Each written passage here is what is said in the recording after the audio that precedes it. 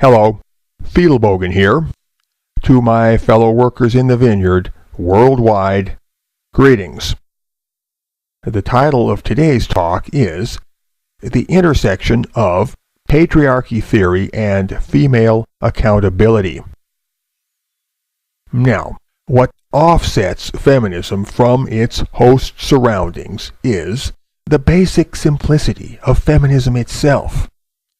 Feminism merely spawns complexity in order to conceal its underlying mindset and camouflage its intentions.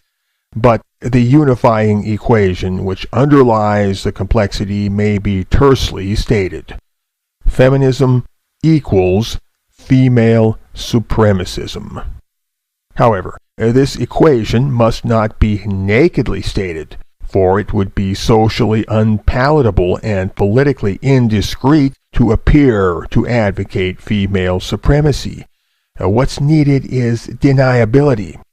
Accordingly, feminism as a social and political organism must undertake a number of covert and distributed operations in order to move forward circumspectly along the multiple pathways of its intentions. One more time, to move forward circumspectly along the multiple pathways of its intentions. And so feminism exploits every inherent tendency in the world that might accelerate the world toward a feminist, read female supremacist, state of existence. To put that another way, feminism harnesses those inherent tendencies. Horses roaming at liberty in a pasture will not pull your wagon. You must harness them. In the end, the critical question is not who exactly is or isn't a feminist, or even what exactly is or isn't feminism, but rather who or what directly or indirectly accelerates the worldly agenda of female supremacism. Feminism is best identified by the totality of its operations and by its fruits. Look for anything that either directly or indirectly strengthens women at the expense of men. I don't mean to suggest that people or things correctly identifiable as feminists or as feminism don't exist. No, I mean rather that feminism as a cultural manifestation is greater than the sum of its parts or of its conscious membership, and that the separation between feminism and the rest of the world is like a duotone rather than a boundary. As I have stated elsewhere, feminism has fuzzy borders. I repeat, feminism has fuzzy borders. And so, there are many people or things which mightn't be purely feminist in themselves, yet they accelerate the feminist agenda all the same, because they transmit or validate feminist memes. Feminism thrives and grows because it taps the immense reservoir of human venality, cupidity, fear, conformity, and other psychic crud, and in particular the female half of this reservoir. Without access to this reservoir, feminism as a movement and as an ideology would crumble and blow away in the wind. Now, the feminist socio-political organism couldn't keep existing solely on the back of such naive and passive support as I have suggested. In order to get going and to keep going, it needed and continues to need an active cadre of self-identified indoctrinated operators, preferably in seats of influence. The organism cannot live without a brain, and a brain needs administrative capacity. Otherwise, what's the point? And so, the indoctrinated operators, identifiable as feminists, find ample work, whatever their vocational standing. And their work is what? It is to drip feed the memes of female supremacism into the collective mind through channels large or small. briefly to plant suggestions. For although a suggestion is not the same as a command, there is at least a chance that it will be taken up, or, which is equally good, propagated by word of mouth. And when suggestive indoctrinations trickle down the chain from voice to voice, they shade by degrees into enculturations, and therefore into unconsciousness. For culture, as we know, is propagated in naive oblivion. The original composition of a compost is discernible only in the outermost layers.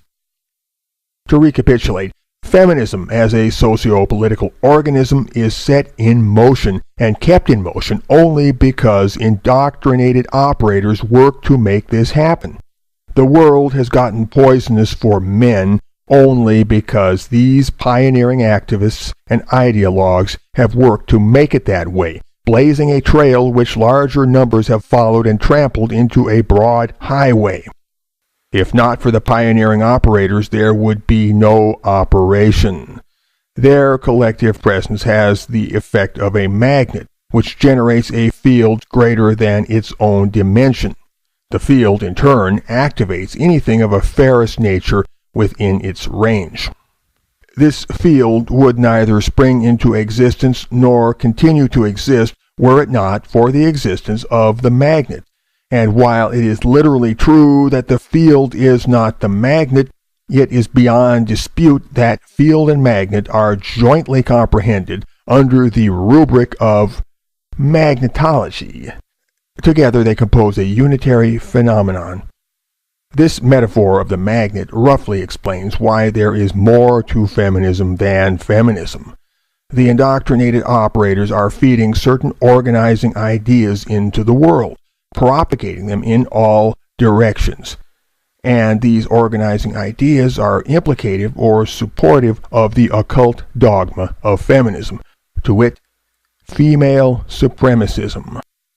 The idea of patriarchy is the skeletal framework that holds the entire slamboozle together, because one way or another everything hangs upon this idea. Patriarchy theory runs all through feminism, albeit more commonly implied or assumed than openly stated, and without such a doctrine feminism wouldn't amount to much.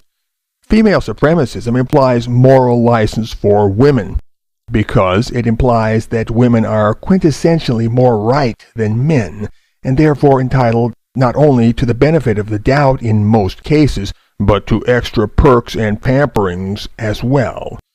But female supremacism by itself is merely an attitude, and insofar has need of an analysis to back it up. Patriarchy theory provides that analysis.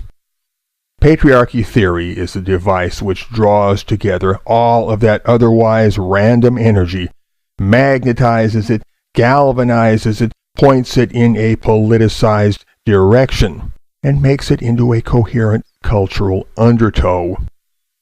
Propagate this narrative amongst the masses or even the camouflaged elements of this narrative, and women everywhere will take the idea on board, finding in it a convenient way to conflate their dysfunctional psychic tendencies with what appears to be a transcending rationale, something bigger than themselves, a great excuse from heaven that parts the clouds and descends to earth like a sparkling column of sunlight.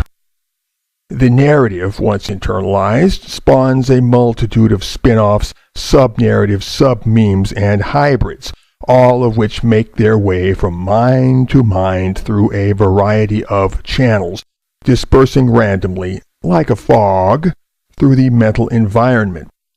Soon it becomes difficult to define the source or to occupy any kind of external standpoint. The personal becomes the political, and so every encounter with a male person becomes, potentially, a politicized moment, framed in the rhetoric of power imbalance. This instills women with a vague, almost mystical sense that some manner of recompense is owed them simply because they are female, and traces of this feeling can percolate into the smallest transactions of life. The recompense in question being, of course, a restitution of some abstractly understood thing which patriarchy has originally stolen, or so the theory would have it. Under such a scenario, individual lives, motivations, and reflexes are negated and subsumed by an ideological requirement, and women are converted into moral robots in the service of a zero-sum game. Yes, the proclivity of feminism is to bestow moral robothood on women, and the razor-thin line which divides moral robothood from moral agency is the line that divides the non-feminist sector from the entire feminist zone of influence. That bright line, precisely, is the boundary. And the day that feminism commences to preaching that bright line robustly and full-bloodedly is the day that the femplex goes into remission. But feminist preachers instead smear this bright line all over the landscape and make it a fuzzy duotone, because the dawning of that day is the last thing they want to see. For feminism, you understand, has amazingly little to say about ethical behavior toward men. Hear the feminist silence roar. Their sparse words upon that subject are perfunctory and pro forma, rhetorical trinkets at best. In theory, feminism makes moral robots of all women, for it would have women believe that immoral behavior toward men is precluded from the realm of possibility. Were it otherwise, women would, in theory, possess moral agency, and with moral agency would come responsibility, to wit, the primordial possibility of transgression. But the sequestered intention of feminism, read female supremacism, is to endow women with power minus responsibility. Power minus responsibility. That is what feminism wants for women. For if women were to assume the burden of ethical behavior toward men, they would ipso facto relinquish feminist power over men, by which I mean the power to deal with men arbitrarily, and female supremacism in the form of perpetual revolution could advance no further. I, the present writer, am pro-choice, meaning that I believe in choice for women, ethical choice. I further believe, as a general thing, that choices have consequences, and that women should not be shielded from the consequentiality of their choices. For to experience the consequentiality of one's choices is an element of freedom not to be neglected, and, which is more, indispensable to spiritual evolution. And I believe that women should undergo as much freedom as men would undergo, for I wish to see an efflorescence of their spiritual evolution. Can't we all benefit from such blossomings? Fiedelbogen. Out.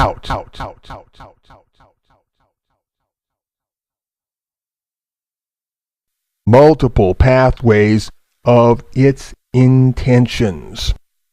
And so feminism exploits every inherent tendency in the world that might accelerate the world toward a feminist, read female supremacist, state of existence.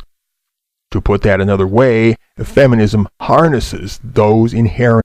Feminism equals female supremacism. However, this equation must not be nakedly stated, for it would be socially unpalatable and politically indiscreet to appear to advocate female supremacy. What's needed is deniability. Accordingly, its host surroundings is the basic simplicity of feminism itself. Feminism merely spawns complexity in order to conceal its underlying mindset and camouflage its intentions.